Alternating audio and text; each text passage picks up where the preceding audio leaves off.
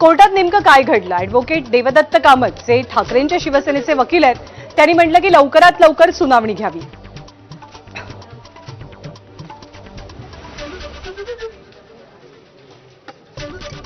यावरती सरन्यायाधीश सूर्यकांत यांनी म्हटलं की तुमचे नेते कोर्टाबाबत काहीही बोलतात त्यांना आवरा.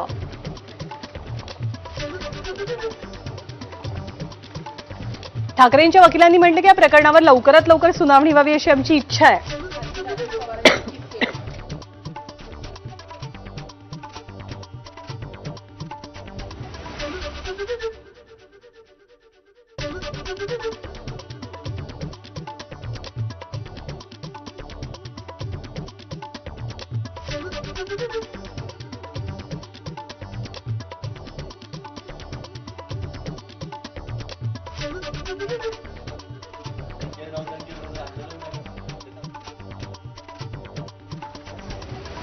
तर याच्या पुढे कोर्टात काय झालं तेही आपण जाणून घेऊया.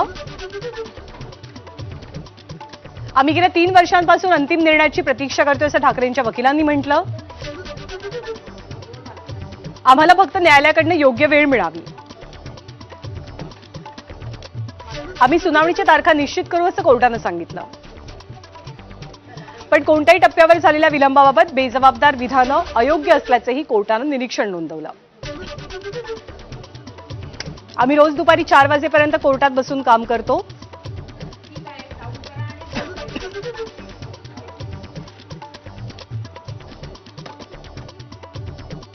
तर ठाकरेंच्या सेनेची कानउघाडणी केल्याबद्दल म्हणजे सुप्रीम कोर्टाची कानउघाडणी झाली त्याबद्दल प्रतिक्रिया आलेल्या आहेत, आपण पाहूया.